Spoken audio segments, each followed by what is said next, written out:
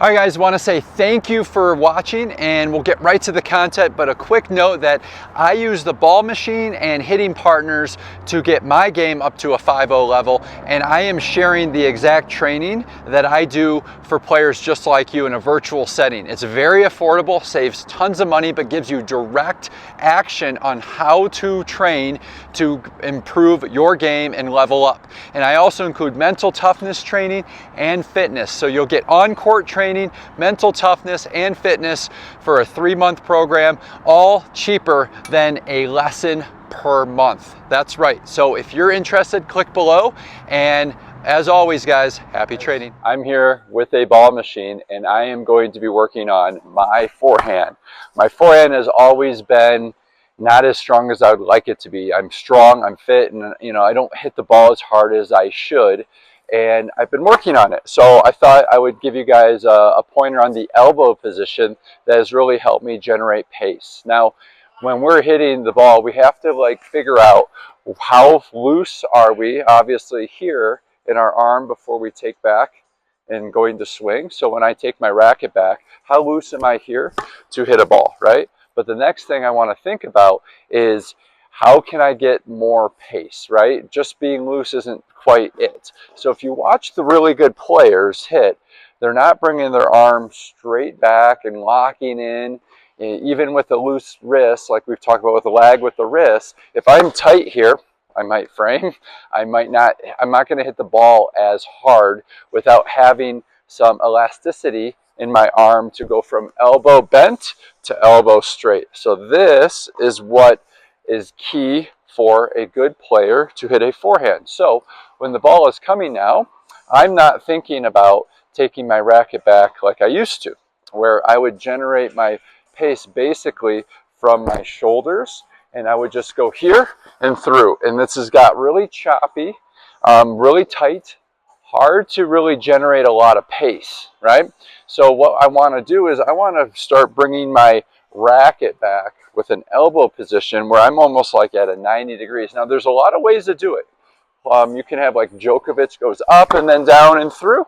You have Federer, he'll go up and then kind of be here. There's a lot of different ways, but you'll see their elbow position is here before they're going to take their racket down into, like I call this the slots position, and then they open up their arm and then they can generate pace. So my elbow is bent, and then my elbow straightens out through that ball.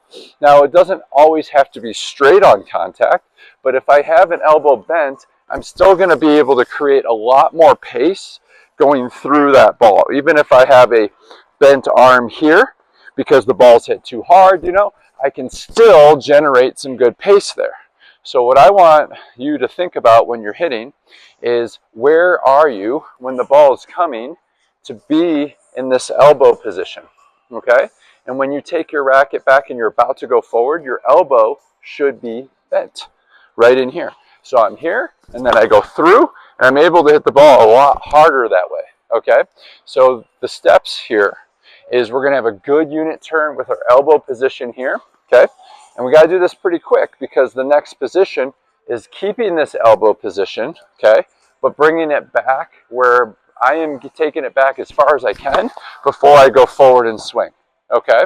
So this is where you're gonna get a lot more pace. So I'm gonna bring my elbow back, feel that, and then I'm gonna go forward, and I'm gonna feel that racket, elasticity of the racket and the elbow and the arm all together through that ball, okay? So when I'm doing that, it's gonna take some time to feel that. Now you can exaggerate this. Whenever someone tells me something to help work on, I like to exaggerate. So if my racket is pointing back to, or pointing to the ball coming, this really brings your elbow position, right?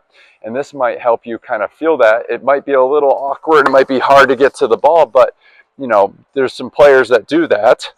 Dominic Thiem does that with his forehand, and I think Kyrgios might do it a little bit, but the idea is that can help you kind of feel that elbow position and that elasticity of the arm, and you can exaggerate. Then you can maybe figure out what works for you, right? That's a little too much for me. My racket prep isn't that good, so I'm going to be a little slow if I do this, but you can get that feeling down, right? Elbow through, and feel that elbow kind of whipping through that ball, right? And then when you start doing that, you can start feeling, okay, where are you comfortable with? But then the next thing is, when you're doing it, you need to release the tension, so your elbow is kind of naturally coming up, maybe in front of your face, depending on how high you want to hit the ball, you know, but my elbow is through the ball here, and I'm really going through it. Watch yourself from the side. I'll show you a couple angles from the side here, so you can kind of see what I'm talking about to make sure you're on the same page.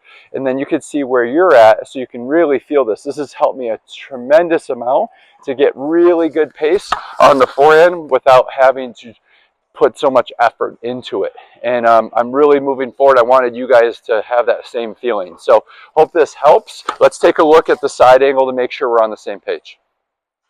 All right, guys, here's what I'm talking about. When I'm bringing my racket back, I want my elbow back in this position, and then my arm is going to be bent before I start going forward. I don't want to lock it forward or lock it up straight before I go forward, because if I do this, it's going to be really tight and hard to generate any pace. So what I want to do is I'm going to try to feel this elbow here and keep that 90 before I go forward and through. And when I do that, I'm going to be able to generate a lot more pace, okay? So I'm bringing my elbow back here, and the only time I'm going to straighten it is when I'm going forward to the ball, okay? So I'm not going to be here locking it in. So this doesn't really help. If you lock it in and go, it gets really tight and you're not able to get that elasticity like I was mentioning with the elbow. So try a video from the side and see if you can really get your elbow back and through, and you're able to generate so much more pace, okay?